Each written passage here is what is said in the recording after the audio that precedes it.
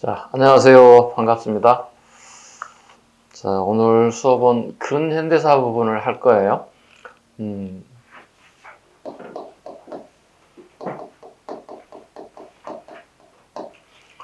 보통 우리 1권, 2권 할 때 2권을 지칭하는 건데요. 여러분들 이제 공부하시면서 근현대사 부분이 되게 어렵게 느껴지는 부분이죠. 대부분 다수의 수험생들이 2권 때문에 힘들어 죽겠어요. 뭐 이런 부분 되게 많습니다. 어제도 수업을 했는데 어제도 많은 수험생들 질문이 거의 대부분 근현대사에서 쏟아지고 있습니다. 고대사는 뭐 특별하게 어려운 거 없어서 스스로 많이 책을 보면서 해결할 수 있는데 이건 되게 많이 힘들어하는 부분이기도 합니다. 자, 오늘부터 이제 근현대사 수업을 할 텐데요. 하나씩 집중적으로 어느 부분을 꼭 해야 할 건지 그런 부분을 해보도록 하겠습니다. 자, 오늘 흥선대원군부터 갈 건데요. 우리 흥선대원군 시험 출제는 그동안 너무 많이 나왔고요. 실제 우리 시험에 요즘 최근에 반반이에요. 그러니까 무조건 금년 시험 무조건 나오는다고 보시면 돼요. 엄청 시험이 많잖아요. 국가직, 지방직, 경찰, 소방 되게 많은 시험이 있죠. 그 중에 하나는 나올 거라고 봅니다. 뭐 여러분들이 어떤 직내를 준비하는지는 모르겠지만 그 직내에 따라서 꼭 봐야 할 부분이기도 합니다. 자, 흥선대원군의 집권 순서 정도 알아야 되겠죠? 연도 1863년부터 73년까지입니다. 그렇다면 흥선대원군이 개혁정책을 하게 되는데 그 개혁정책을 하게 되는 배경을 좀 봐야 된다는 거예요. 앞에 이거 보시죠. 순종, 순조, 헌종, 그 다음에 철종. 자, 이분들의 공통점이 뭐예요? 세도정치식이에요. 왕의 애척 세력들이란 뜻이죠. 세도정치란 말은.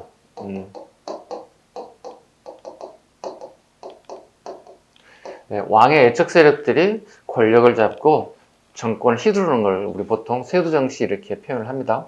쉽게 처갓집 식구들이 다 들어왔다는 뜻이에요. 어떤 사람들? 안동 김씨, 풍양 조씨, 그 다음에 안동 김씨. 이런 세력들이 와서 권력을 순차적으로 잡았어요. 결과적으로 이제 가장 부패할 수밖에 없었던 이유들은 얘네들은 가장 대표적인 게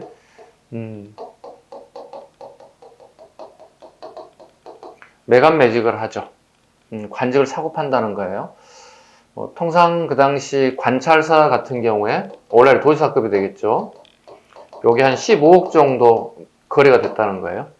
그 다음에 원래 지방 군수들 같은 경우는 7억에서 8억 정도의 오늘날 돈 이 정도 한 사람 이 정도 금액이 매매 금액이었다는 거예요.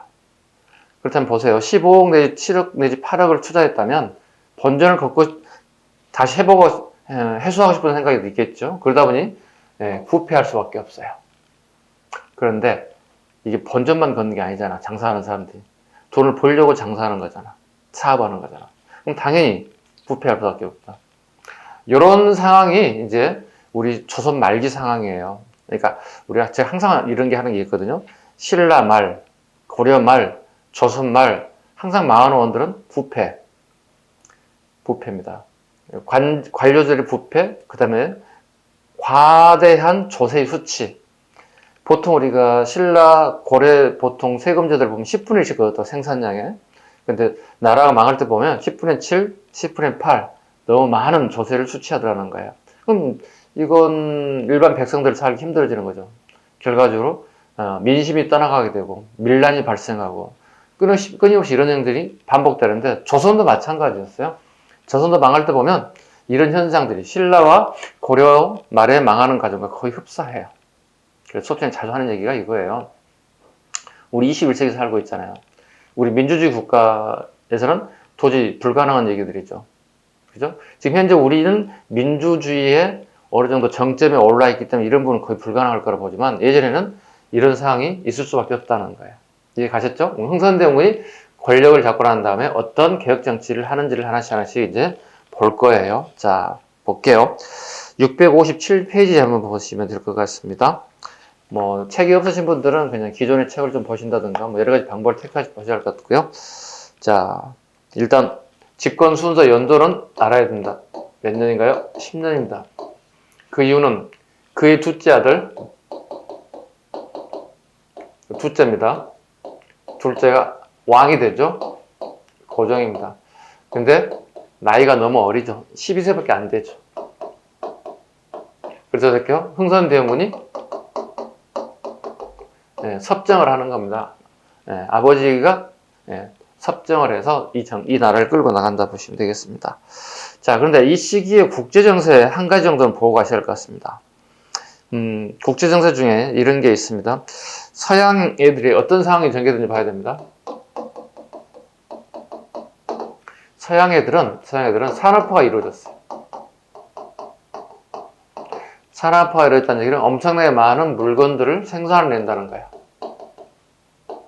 그럼 자국민들이 소화할 수 있는 양은 한계가 있지. 그럼 어떻게 해야 돼? 수출해야 되겠지. 왜? 고용을 계속 유지해야 한다고. 고용을 유지해야 되지. 고용을 유지해야 되겠죠. 그다음에 생산을 계속 지속적으로 해야 되겠죠. 그리고 수출해야 되겠죠. 수출하는데 이제 서양의 대부분 나라들이요, 뭐 영국, 프랑스, 네덜란드 모든 나라들이요. 이 열강들이 거의 대부분 이제 식민지를 개척하는 추세로 갑니다. 그 다음에 처음 가는 게 어디냐면 아프리카예요. 아프리카 실패했죠. 정복을 했지만 팔 게 없어요. 그 나라에 팔 게 뭐 있겠어. 실패한다고. 그럼 어딜까 다시 이제 인도로 간다고. 인디아. 인구 되게 많죠. 땅덩이 넓죠. 그 다음엔 어딘가요? 중국으로 가는 겁니다. 중국으로. 그 다음 어디로 가고 싶어요? 일본으로 가고 싶어 해요. 중간에 차이나에서 재팬으로 가는 사이에 여기에 우리나라가 여기 있다고. 여기다도 물건 팔고 싶은 거야. 그래서 가는 도중에 여기다 물건 팔겠다는 거야. 그럼 서양애들 우리에게 뭘 요구할까? 서양애들 우리나라에 1860년대에 통상을 요구하는 거예요. 통상을 요구. 그래서 1860년대는 서양애들이 우리에게 통상을 요구하는 거예요. 근데 흥선대원이 집권한 63년부터 73년까지 흥선대원 통상 요구를 단호하게 거부하죠. 그죠? 통상을 거부한다고. 이건 아주 기초 중의 기초입니다. 이게 바탕에 깔려 있어야 돼. 1860년대. 그럼 1870년대 어떤 상황이 벌어지는지 이거 알아야 되겠지. 서양애들 우리에게 뭘 요구할까? 우리는 배라고 하는 교통수단을 이용해서 물건을 이동시킨다고, 수출한다고. 그럼 서양애들 우리에게 개항을 요구하는 거예요. 항구를 열어달라는 얘기예요. 왜? 그냥 들어오면 되지 않나요? 뭐 그게 아니에요. 개항이라는 것은 서로 양 국가 간에 관세라든가 이 모든 부분, 행정적인 절차 모든 부분이 구비돼야 되는 거예요. 그래야만이 항구를 이용한 항세, 관세. 외국 물품이 우리나라에 와서 우리가 관세를 징수해야 됩니다. 국가 수입도 되는 거고요. 자국의 산업을 보호해야 할 필요가 있는 거예요. 그래서 이게 관세라는 걸 받아야 되는 거거든요. 이래야만이 되는데 우리는 이런 걸 다 할 수 있는 사람들이 아니에요. 왜? 경험이 아예 없어요. 일천해요. 개항을 요구한단 말이에요. 그럼 1870년대 이거고, 그럼 1880년대는 전애들이 우리에게 개하를 요구한다고. 이거 기본이에요. 아셨죠? 통상 요구, 개항 요구, 개하를 요구한다. 개하라는 이거예요. 우리나라를 서양 애들이 수준에 맞춰달라는 뜻이죠. 뭐냐면 이거예요. 개하라는 것은 정치, 경제, 사회, 문화, 교육, 군사 모든 것들 지네들이 하는 것처럼 서양식화 해달라는 뜻이에요. 쉽지는 않죠. 이게 1880년대 우리나라에 이렇게 요구하는 게 개하를 요구했다. 이 세 개는 이렇게 충분히 이해할 수 있어야 돼요. 통상, 개항, 개하. 이게 됐나요? 그러고 난 다음에 1890년대도 볼게요. 1890년대. 90년대는 우리나라에 이제 의병 활동이 벌어지죠.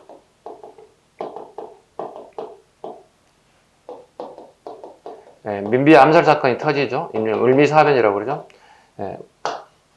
의병 활동이 드디어 본격적으로 시작되었다. 일명 을미의병이다 이렇게 얘기하는 겁니다. 하나, 둘, 셋, 네 개 단계 있죠.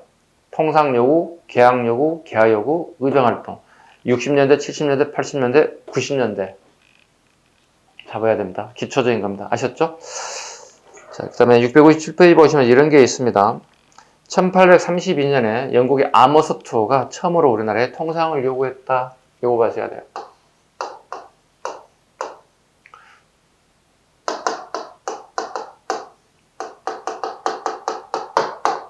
네. 1832년 최초로 영국의 아머스 투어가 우리나라에 통상을 요구했다. 1860년대 통상 요구 전에 벌써 30년 전쯤에 벌써 서양 애들은 우리에게 통상을 요구했다. 당연히 어떻게 할까요? 우리가 거부했습니다. 그리고 난 이후에 이제 이양성들이 되게 많이 출몰됩니다. 이양선이란 우리 배 모습과 다르다는 뜻이 이자가 다를 이자를 쓴단 말이에요. 아셨죠? 이양선이란 말은 우리 배와 다른 모습을 취하고 있다. 그래서 이양선이라고 합니다. 됐죠? 드디어 이제 흥선대원군부터 한 번씩 살펴보도록 하겠습니다.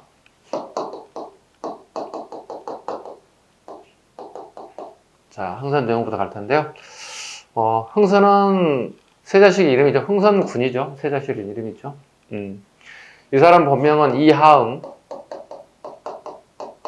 대원군은 왕의 아버지를 칭하는 거죠. 왕의 아버지를 대원군이라고 불러요. 우리 역사에 대원군이 몇 분 계십니다. 그러니까 아버지가 왕이 되지 못하고 자식이 왕이 되는 경우가 있어요. 근데 문제는 이 대원군은 생부예요. 왕의 아버지가 다 돌아가셨다고 앞에 전직 대원군들. 근데 여기는 살아계시는 아버지예요. 그리고 이분은 섭정을 해요. 어떨 것 같아요? 정치 권력이 무한대로 커질 수밖에 없지. 이 무한대로 커진 권력을 가지고 흥선대원군은 개혁정치의 드라이브를 건다는 겁니다. 이제 그 개혁정치를 하나씩 보겠다는 겁니다. 첫 번째, 흥선대원군의 개혁정책들을 보겠습니다. 정책 방향. 대내의 정책 방법은 민심 수습입니다. 안동김씨, 풍양조씨들의 정권에 의해서 민심이 완전히 흐트러졌어요. 이걸 수습하는 정책이에요. 그래서 백성들의 뭐라고 그러죠? 여론이 최악의 상황이라는 얘기예요. 이걸 수습해야 한다는 얘기예요. 그 다음에 두 번째는 왕권이 완전히 실추됐죠. 왕권을 다시 살리는 방법이에요. 그래서 민심을 수습하는 방법 하나. 그 다음에 왕권을 강화시키는 정책들이 드디어 나올 겁니다. 그 다음에 대정책은 뭐죠? 통상 수교를 얘들이 요구한 것에 대해서 거부하는 것들이 흥선대원군의 정책들이다 보시면 되겠습니다. 그러면 왕권 강화 정책을 하나씩 또 봐야 되겠습니다. 이렇게 좀 끄집어 다녀 볼게요. 왕권 강화책 뭐가 있는지 보겠습니다. 첫 번째, 인재를 등용하겠다는 겁니다. 인재를 등용하겠다.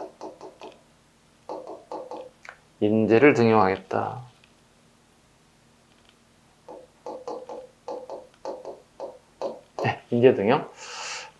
거의 대부분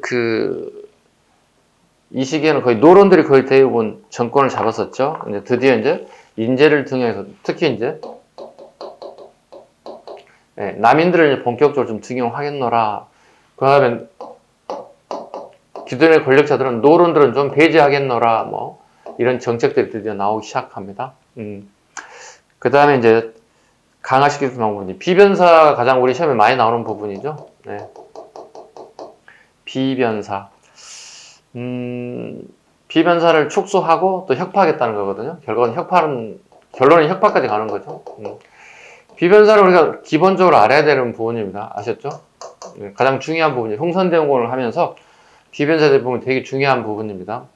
비변사는 조선 초에 이제 우리 여진이라든가 그 다음에 애구의 빈번한 출몰이 많아졌어요. 얘들에 대한 방비책으로 처음 논의되기 시작했어요.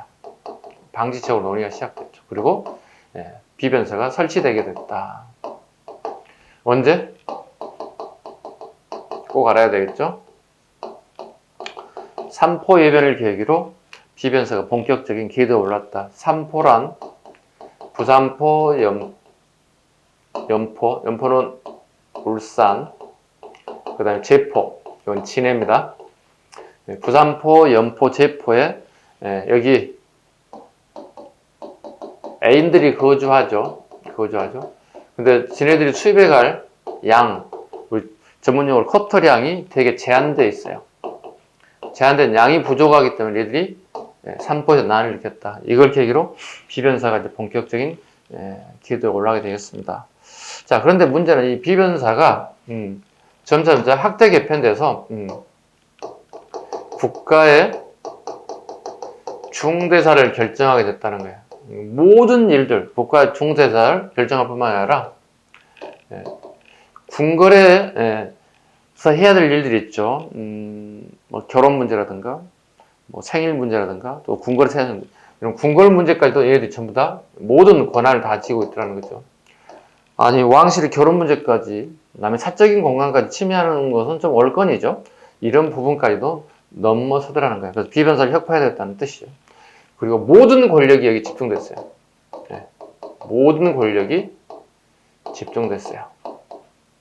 그래서 이걸 좀 분산시켜야 되겠다는 거예요. 분산시키기 위해서 뭡니까? 의정부하고 삼군부를 부활합니다. 의정부하고 삼군부를 부활합니다. 삼군부는 신영, 남영, 마병수를 칭하는 겁니다. 그러니까 분리하겠다는 겁니다. 모든 권력이 집중된 걸 이렇게 분리하겠다는 겁니다. 선생님 이런 얘기 좀 많이 했습니다. 예나지로 통하는 얘기입니다. 절대 권력은 절대 부패합니다. 절대 권력은 절대 부패하죠. 왜? 모든 권력을 다 쥐고 있다면 비변사가 그럼 당연히 부패할 수밖에 없어요. 흥선의 생각은 뭐죠? 의정부와 상군부로 비변사를 혁파하고 두 개를 분리하겠다는 거예요. 그러니까 어느 한 곳에다 권력을 집중해주지 않겠다는 거예요. 즉 의정부는 의정부의 기능 그대로 돌아가는 거예요. 국가의 중대사를 결정하는 기구가 가라는 얘기죠. 영의정, 자의정, 의정들이 할 일이 여기 있다는 거예요. 그래서 삼군부, 군의 모습은 국방에 대한 부분을 책임지라는 얘기는 이게 정상이죠? 그렇지 않을까요? 네, 정상일 거라고 생각합니다. 요거 하나 잡으시면 될 것 같고요. 그 다음에 이제 법전에 대한 얘기를 또 할 건데요. 법전을 볼까요? 간단하게 우리 9급에 나올 정도만 할게요. 뭐 7급까지 필요 없으니까 9급을 준비하시는 분들이 대부분이라고 생각하기 때문에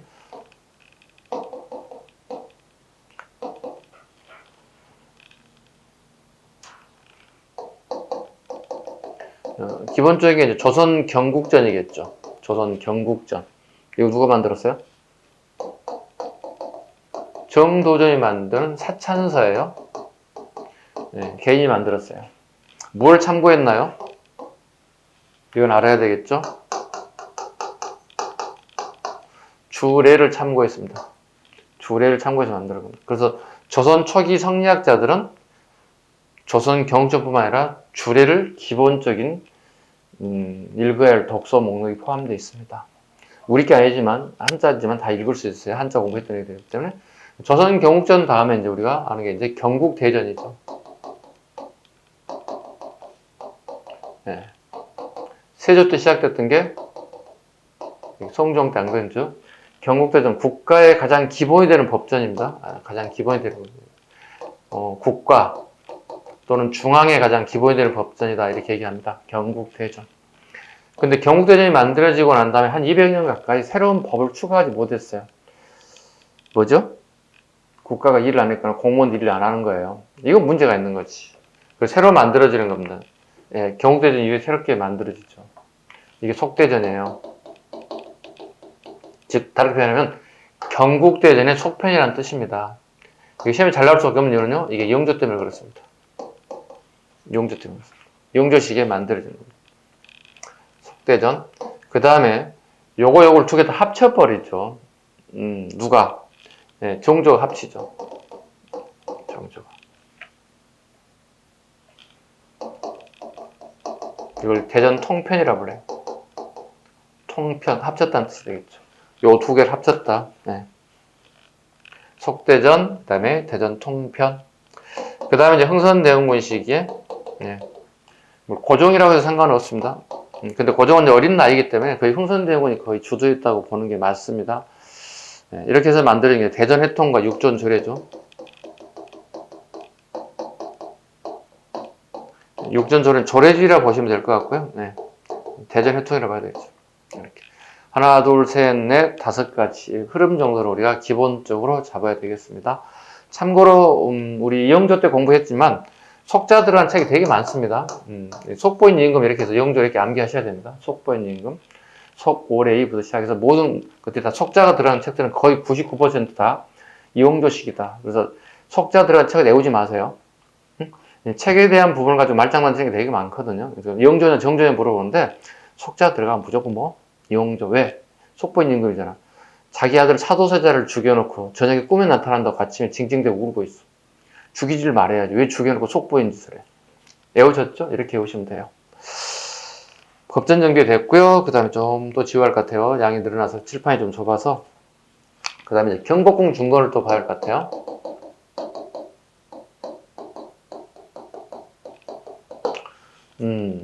경복궁 보겠습니다. 우리 임진왜란 때 우리가 불탔죠. 경복궁, 창덕궁, 창경궁이 다 불탔거든요. 근데 강해군 때 그게 다 복원됐어요. 근데 예산 문제가 부족해서 경복궁 준공이 안 됐단 말이야. 예. 강해군 때 다 됐어야 된다고. 근데 이걸 흥선대군 경복궁을 중건하는 거예요. 이건 이제 왕권을 강화하겠다는 명분이에요.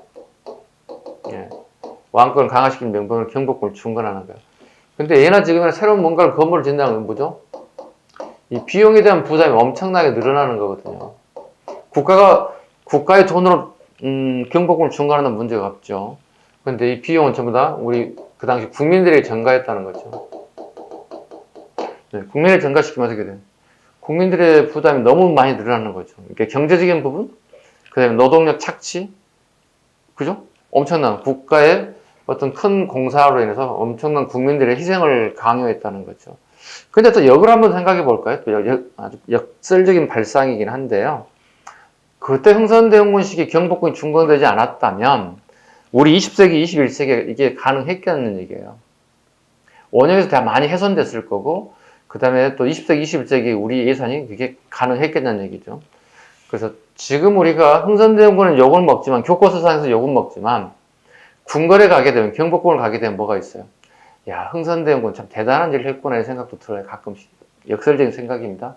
지극히 선생님 개인적인 생각입니다.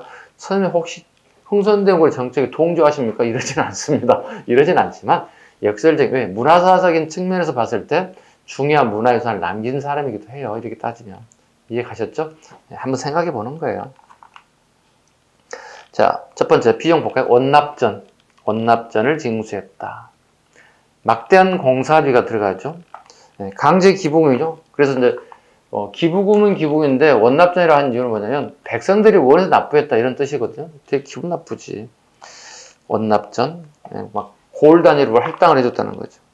그냥 당백전, 이거 고액 화폐죠. 상평통보의 5배에서 6배 정도에 해당되는 화폐예요. 예. 고액 화폐가 항상 나타날 때 등장하는 게 뭘까? 이건 이제 인플레이션이죠. 네, 인플레이션 현상이 벌어지는 거죠. 뭐죠? 물가는 상승하죠. 화폐의 가치는 떨어지죠. 쉽게 해서 우리 어머님들이, 수험생들 여러분 부모님들께서 시장을 갔는데 10,000원짜리 하나 가지고 갔단 말이야. 예를 들어서 마트에 가서 고기 생선 하나 사고 삼겹살 사고 그 다음에 찬거리 하나 사고도 1,000원 남았어. 그래서 우리 아들 아이스크림 1,000원짜리 하나 사줬어. 근데 요즘 마트를 갔더니 10,000원 가지고 살 게 없어. 진짜 돈이 이렇게 가치가 없어. 막 이렇게 얘기한다고. 인플레이션이야. 물가는 이미 상승했고 화폐 가치는 떨어졌어요. 이런 현상이 벌어져요. 이래 되면 누가 힘들어져? 백성들이 힘들어지는 거예요. 인플레이션 현상이 발생될 수밖에 없다. 그래서 국가에서는 이걸 어떤 보완책으로 청나라 화폐를 수입해왔습니다. 이걸 청전이라고 그런다. 예, 청나라의 화폐를 예, 수입에다 사용합니다. 해결할까요? 못하죠. 이런 걸 미봉책이라고 그러죠. 예, 되게 어수룩한 정책을 펼쳤다. 그래서 이 청전에 관련된 부분을 우리 시험에 지문에 나오기 때문에 참고해서 보셔야 할 것 같습니다. 그 다음에 묘지림 벌목에 관련된 부분이죠. 묘지림. 그 경복궁 하나 짓는데 가장 중요한 게 이제 나무죠. 커다란 나무들을 가야 되는데 우리 사대부들은 선산들 있죠. 네, 자기 조상들의 무덤을 이렇게 쫙 예, 일목요연하게 딱 정리하는 게 있다고 이렇게. 이게 선산이라면 이 주변에 이렇게 나무들이 되게 많아요. 이렇게 이 아름드리 나무를 전부 다 베어버려서 벌목했다는 거야. 그럼 결과지 뭐야? 유생들이 반대하는 거야. 유생들이 싫어할 수밖에 없어, 이 정책에 대해서. 그러니까 또 경복궁을 중간에 많은 백성들을 동원한다고. 백성들을 동원해요. 자, 근데 이게 경복궁 중간할 때 재밌는 얘기가 있어요. 비하인드 스토리예요. 비하인드 스토리. 재미를 위해서 하는 거니까 시험에 안 나옵니다. 이 서울에 짓는 거잖아요. 그럼 서울 경기 지역을 중심으로 인력이 동원된다는 거예요. 근데 서울 사대문 밖과 그다음에 경기 지역 거의 대부분 농업국가시기 때문에 다 농사 짓는 농민들이 대부분이에요. 근데 우리가 농사 짓는 철은 보통 우리가 5월에서 10월, 길면 11월이잖아, 이렇게. 이 시기에 농민들을 동원하는 것은 나라를 말아먹자는 얘기가 되는 거야. 우리의 주 산업이 농업이란 말이야. 농민들을 동원하는 건 되게 불가능하다는 얘기야. 그리고 겨울철에 이제 농민들을 동원해야 되는 거야. 그럼 이 시기는 휴식 기간이 돼야 된다는 얘기거든. 근데 공사가 수습된다는 얘기는 되게 불합리한적이죠. 공사 기간이 늘어나는 부분이죠. 그래서 국가에서 하는 게 뭐였냐면 그 절의 스님들이 되게 많죠. 그 절의 스님들을 전부 다 신분을 박탈해 버렸어요. 그리고 노비로 만들어 버렸어요. 신분을, 승려들을. 그리고 이네들을 이 기간에 동원해서 공사에 사용하게 되는 거예요. 어때요? 아이디어? 이 신분제 사회이기 때문에 가능했던 것 같지만 되게 살벌하죠. 이런 걸 아는 사람은 많지는 않죠. 그리고 이제 여기 이제 겨울철 되면 농민들을 동원해서 경복중공 공사에 투입됐다는 거죠. 엄청난 공사 기간과 엄청나게 많은 인력들이 동원됐다. 그러다 보니 온갖 잡음도 많고 아픔도 많고 슬픔도 많고 그걸 우리가 보면서 와 멋지다 이렇게 보고 있다는 겁니다. 그 다음에 많은 백성들이 토목공사에 동원되었다는 것. 그 다음에 이제 말썽 많은 것 중에 하나가 이제 도성에 출입하는 사람들에게 통행료를 준수했다는 거야. 통행료. 엄청나게 많은 비판을 받았죠, 당시. 지금은 거의 우리 톨게이트 갈 때마다 우리가 비용을 지출하잖아요. 그죠? 우리 보통 통상 줄여서 톨비란 말을 쓰잖아요. 그죠? 지금은 우리가 당연히 내야지. 우리가 국가에서 지은 도로를 갖다가 사용하기 때문에 유지, 관리, 보수해야 되기 때문에 당연히 우리가 톨비를 내야 한다고 생각을 하죠. 그런데 이 시대의 사람들은 거의 불가능했을 거야. 우리가 편의점에서나 또는 마트에서 물을 사 먹는 것, 이거 최근 얘기예요. 오래되지 않았어요. 선생님 젊었을 때는 상상도 못한 일들이죠. 그만큼 급변하고 있죠. 세상이 급변하고 있죠. 이 시기에 톨게이트 비용, 또 물을 사 먹는다는 얘기는 거의, 이 사람들 입장에서는 되게 허황된 얘기, 말도 안 되는 얘기, 이렇게 들렸을 거라고 봅니다. 그 다음에, 그 결두전이라는 걸 또 받았죠. 결두전. 지주들에게, 땅을 가지고 있는 지주들에게 한 결당, 백문, 1백문이라죠. 1백문에, 결두전을 징수하기도 하였다. 좀 이해 가셨나요? 그리고 이제 경복 중공과 관련돼서 이제 사료가 나올 게 있다면, 경복궁 타령이에요. 이걸 사료로 던져줄 거거든. 이 사료가 던져주고 이 시기에 사실로 옳은 것 이렇게 물어볼 거야. 이건 기출에 되게 많이 나왔던 부분이야. 이 노래가 불리던 시기 사실과 가장 가까운 것, 옳은 것 물어볼 거야. 자, 경복 타령을 한번 보겠습니다. 책을 가지고 있는 분도 같이 보셔도 됩니다. 자, 남문을 열고 팔을 치니 계명산천이 밝아온다. 을축 4월 갑자일에 경복궁을 이루었네. 조선의 8도 좋은 나무는 경복궁 지느라 다 들어간다. 도편수의 거동을 봐라 먹통을 들고 갈팡질팡한다. 남문 밖에 떡장수들아 한 개를 배워도 큼직큼직 배워라. 남문 밖에 막걸리 양수야 한 잔을 걸러도 큰 애기 솜씨로 걸러라. 조선 8도 유명 탄 돌들은 경복궁 내 주춧돌이 주춧돌 가미로다. 이자 생략 이거 던져주고 흥선대원군 정책 고르시면 돼요. 이거 나오면 다 맞으라고 좀 난이도 최하 문제입니다.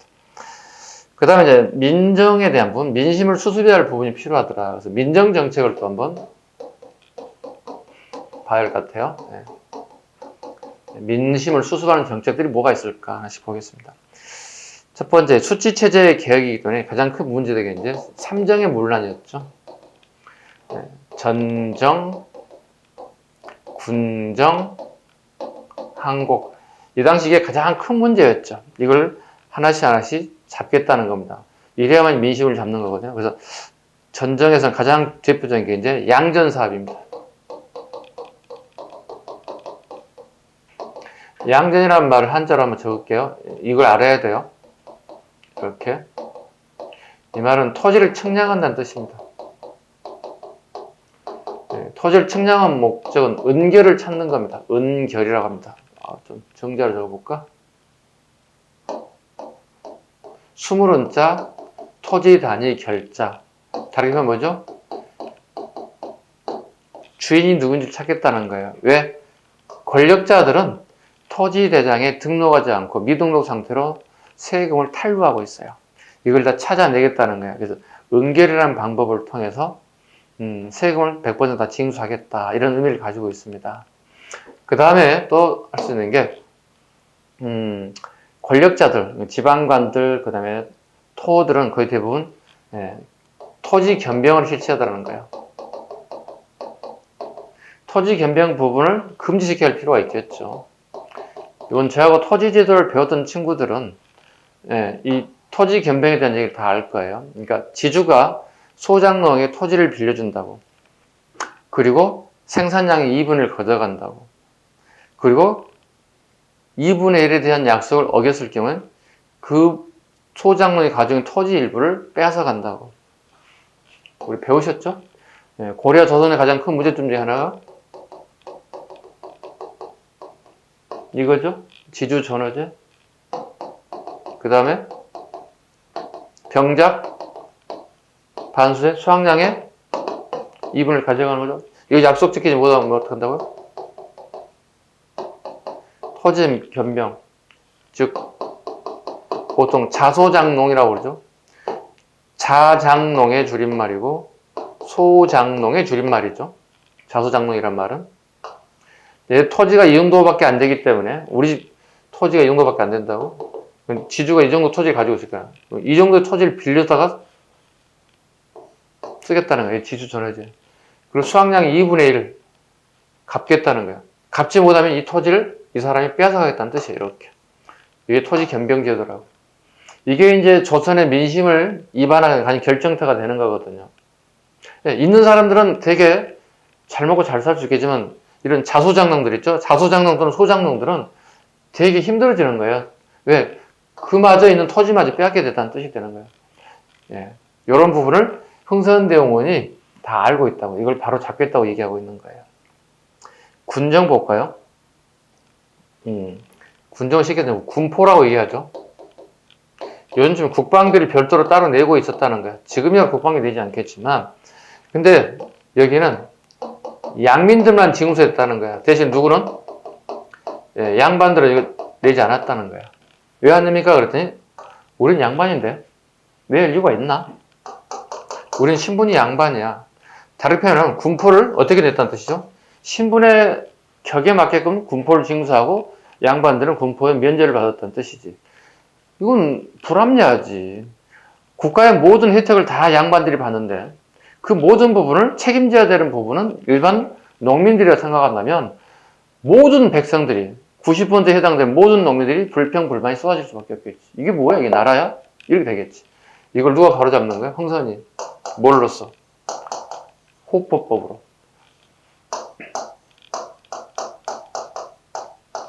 예, 호포법이라고 하죠. 또는 호포제라고 하죠.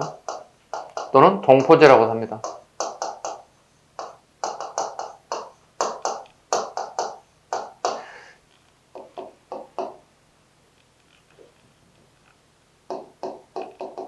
이건 뭐예요? 가가호. 신분별 징수가 아니라 이제는 신분에 아니라 집집만 내겠다는 거야. 신분이 아니고 집이 있는 사람에게 징수하겠다. 가가호 내겠다는 거야. 그리고 갖다 호포법, 동포라는 얘기는 뭐죠? 양반도 내고, 그 다음 일반 양인도 내고, 그래서 동포법이라고 불러. 같아졌다, 같을 동자. 호포, 집집마다 내게 됐네. 호포법 이렇게 얘기합니다. 좀 이해 가셨죠? 이건 기본 중에 기본이다 이렇게 생각하시면 되겠습니다. 그 다음에 이제 한국에 대한 문제가 있죠. 이제 사창제로 바꿉니다. 이건 중앙에서 하는 거거든요. 중앙에서. 근데 되게 비리가 많이 커졌죠. 사창제는 예, 요즘처럼 자치단체에서 하는 거거든요. 그러니까 마을에 덕망이 있는 인사들이 창고를 관리하고 그 다음에 회계를 투명하게 하겠다. 예, 이게 사창제입니다. 이건 우리 경찰 시험에 한번 출제됐던 것 같은데요. 사창제는 흥선대원군도 처음 실시한 건 아니에요. 조선정기 세종 시기에 세종이 명해서 오늘날 대구광역시에서 처음 시범적으로 실시한 기록이 있어요.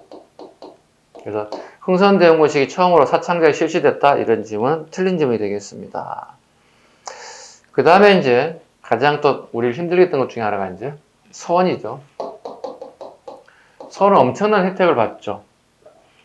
군역과 유역에 면제를 받습니다.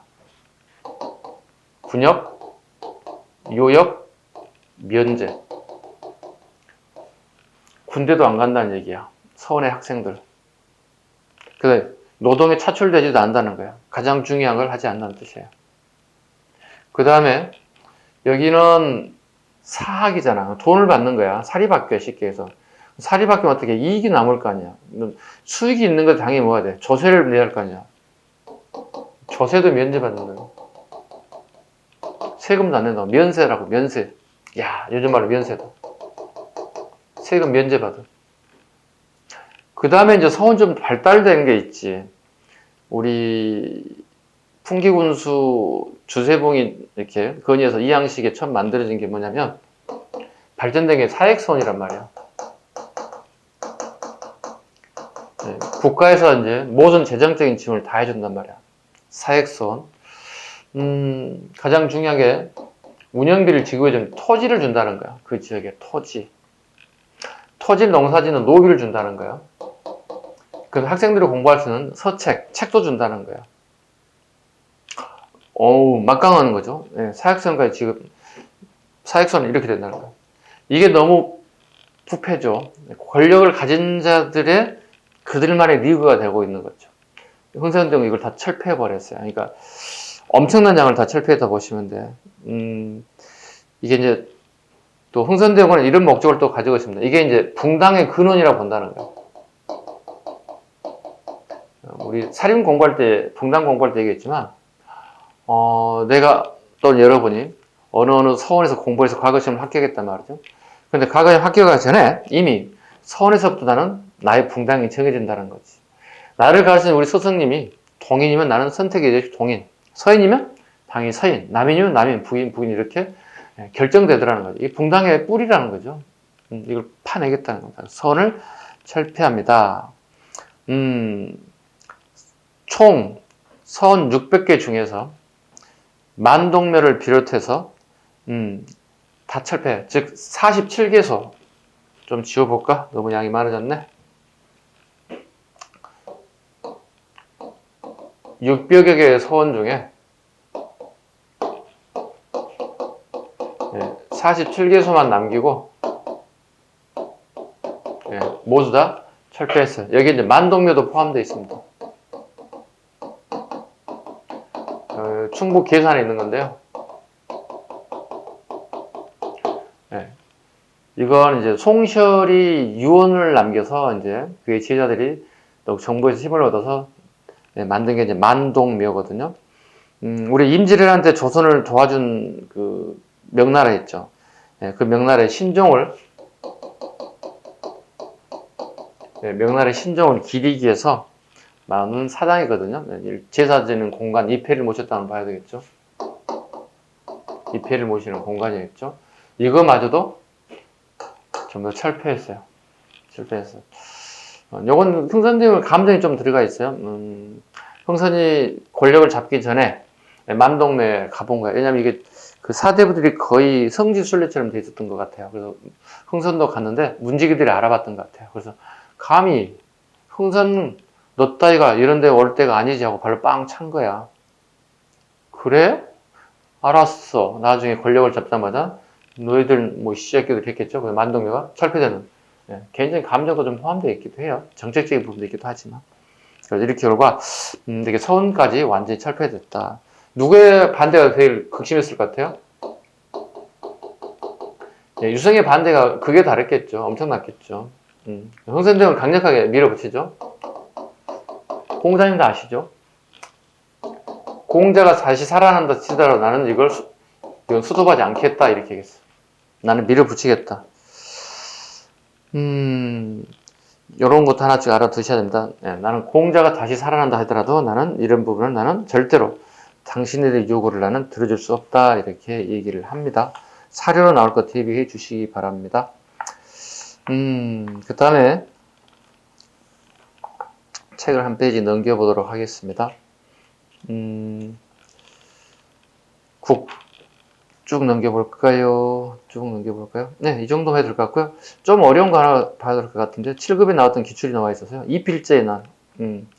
향반 출신 동학교도 이필제가 동학교도를 기업하여 경북 영천에 봉기했다. 네.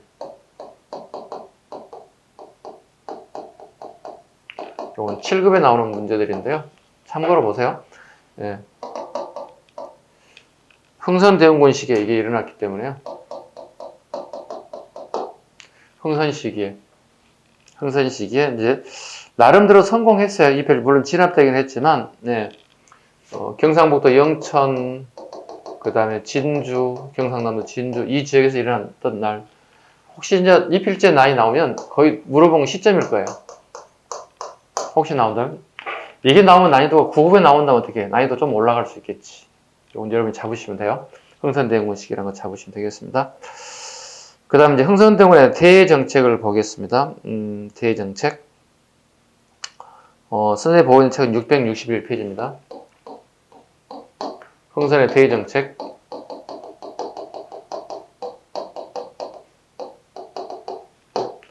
보겠습니다. 이제 박해 문제를 다루려고 합니다. 네. 병인 박해. 순서 물어보거든요. 이렇게. 기본적으로.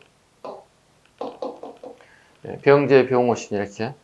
병인 박해, 제너럴 슈머르 사건. 그 다음에 병인 양요, 오페르소 조골 사건. 그 다음에 신미양요. 가장 먼저 물어보는 순서. 병제, 병오신. 글자만 땄습니다. 병인 박해 보도록 할까요? 병인 박해 보겠습니다. 러시아의 남하 정책을 조선의 이기감을 높였습니다. 러시아인들이 두만강을 건너 통상을 요구하는 사건이 자주 일어났습니다. 그리고 우리는 프랑스와 교섭을 통해서 그네들의 남하를 저지하려고 프랑스를 끌어들이려고 했습니다. 그러나 프랑스 애들이 반대합니다. 이거 해주려는 뜻이었어요. 근데 프랑스가 반대합니다. 왜요? 정치와 종교가 프랑스 애들은 이미 분리되어 있었어요. 그래서 이건 우리 명분에 맞지 않습니다. 거부하게 됐어요. 그리고 이때 마침 흥선대원 집권 시기에 청에서 천주교 탄압 소식이 들어왔고 우리 국내에서도 유생들의 반발이 발생하게 됐어요. 그 결과 이때 우리나라에 들어와 있던 천주교인들에 대한 탄압이 이루어졌습니다. 이해 가셨습니까? 예. 이 병인 박해입니다. 웃기는 건 흥선대원군의 부인도 천주교 신자였어요. 그래서 처음에는 우호적이었을 거라고 봅니다. 부인이 천주교 신자니까 이렇게까지 할 건 아니었겠죠. 근데 정치라는 게 이렇게 무서워요. 정치는 무섭습니다. 이게 병인 박해입니다. 병인 박해입니다. 그 결과 프랑스 신부 9명, 그 다음 우리나라에 8천여 명의 천주교 신조들이 처형당하고 말았습니다. 그게 이제 오른쪽에 나온 절두산 성지라고 그럽니다. 천주교인들에게 익히 알려져 있는 절두산 성지가 여기입니다. 그 다음에 천주교 순교진 해미읍성도 마찬가지. 그 다음에 전월을 시험으로 사건, 미국 상선입니다. 전월을 시험으로는요. 대동강까지 이렇게 올라오죠. 이렇게. 우리가 통상을 요구하죠. 당연히 우리가 거부하겠죠. 그때 얘들이 대동강에서 정박을 하더니 갑자기 한포 사격을 때려 평양을 불바다로 만들었습니다. 이때 평안도 관찰사는 박규수입니다. 박규수와 평양의 관민들이 힘을 합쳐서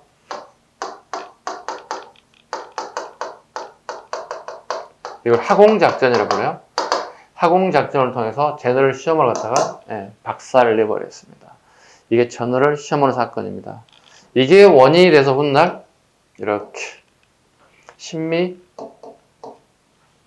박해가 이루어집니다. 신미양요가 일어납니다. 요게 원인이 돼서 이렇게 되겠습니다. 이렇게 됐죠? 병인 박해가 원인이 돼서 다시 병인년에 양요가 또다시 발생합니다. 병인 양요가 하겠습니다. 이 박해에 대해서 이제 선교사들이 처형돼서 이제 비산이 걸렸겠죠? 프랑스 애들 입장에서. 중국에 주둔했던 프랑스 국동함대 사령관 로즈, 로즈 잡아야 됩니다. 로즈. 여기는 로저스.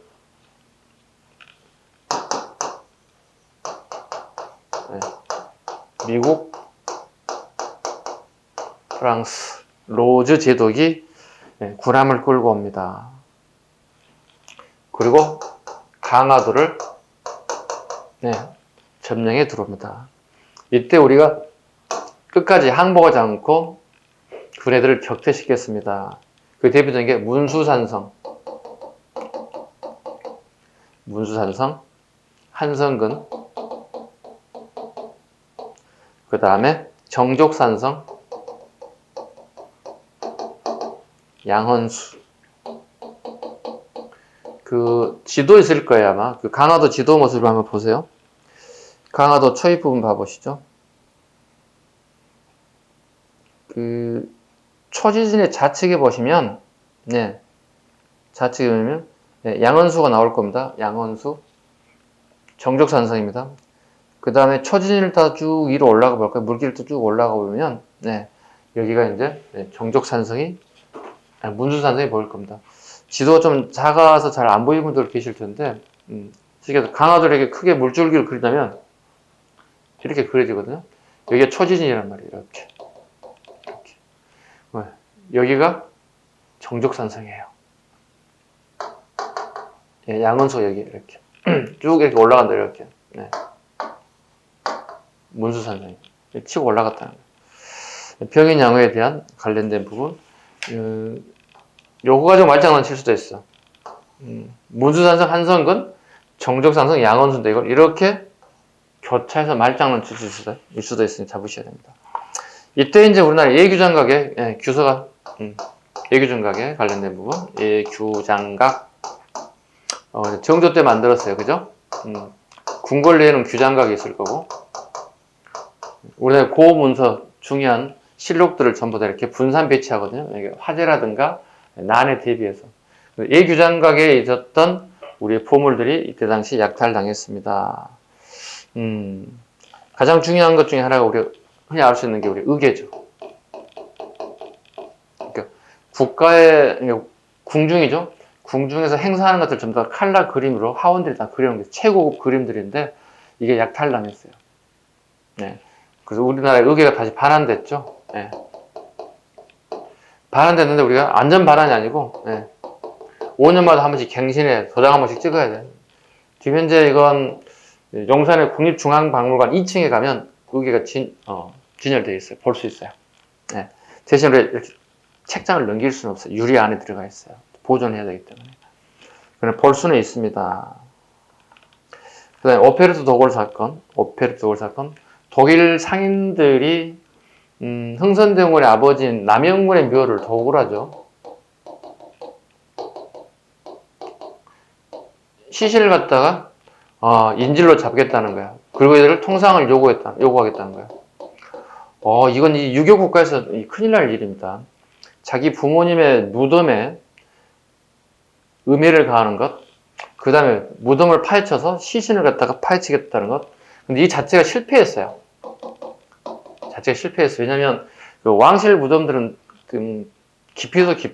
우리 일반인보다 훨씬 더 깊이 파야 되고 한 1.5배 이상 더 깊고요. 그 다음에 거기 석회를 이렇게 발라서요.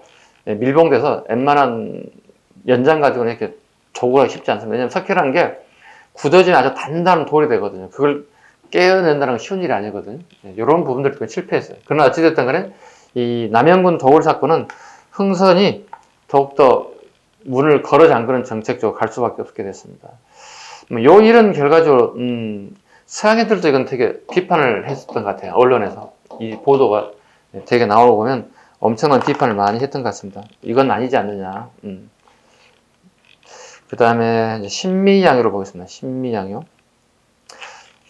제너럴 셔머너 사건을 구실로 삼아서 이들도 똑같이 강화도로 올라왔습니다. 로저스의 밑줄 긋습니다. 로저스입니다. 그러니까 함장 파서 넘겨서 보세요. 로저스 틀리시면 안 돼요. 가장 쉽게 파는 것들입니다.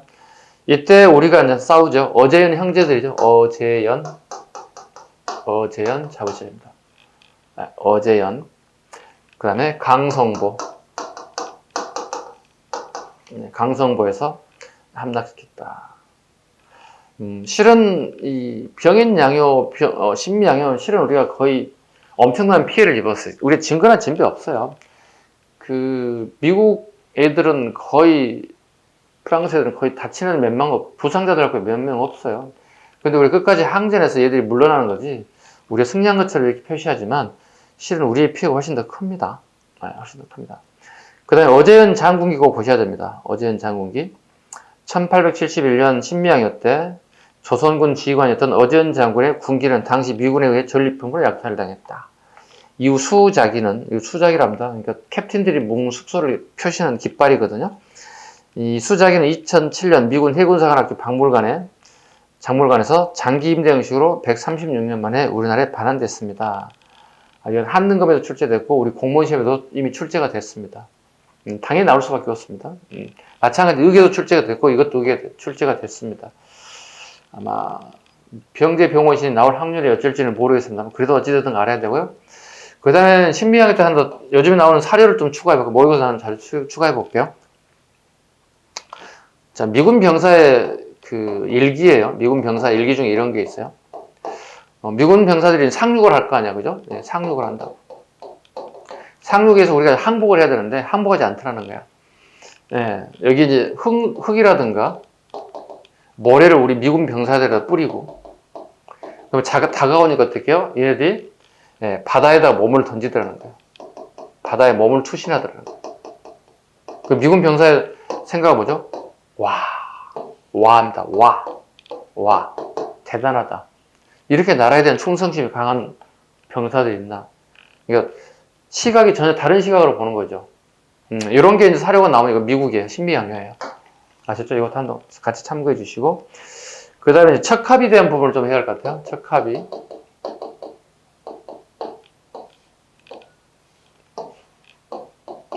자, 양이 침범하는데 비전즉하면 주하매국이다 이렇게 얘기했습니다. 이게 우리나라의 이제 각 중요 길목에다 세팅이 되는데요. 우리가 병인양요 때 승리한다고요. 병인양요 때 제작해요. 그 다음에 신미양요 때 설치해요. 꼭 기억하셔야 됩니다. 아셨죠? 해석해 볼까요? 서양의 오랑캐들이죠. 서양의 오랑캐들은 침범하는데 비전 싸우지 않냐고 하의를 청한다는 것. 즉 하의를 청하는 곧 매국이다. 나라를 팔아먹는 거다. 이렇게 얘기하고 있어요. 나라를 팔아먹는 거다. 이렇게 얘기해요. 양이 침범하는데 비전적하면 주와 매국이다. 제작은요? 병인양요 때, 설치는요? 신미양요가 측량하는 척합의가 설치됐다. 됐죠? 이렇게 해서 풍선 등에 대한 일반적인 부분들 쭉 한번 살펴봤습니다. 좀 쉬어가도록 하겠습니다. 잠시 쉬겠습니다.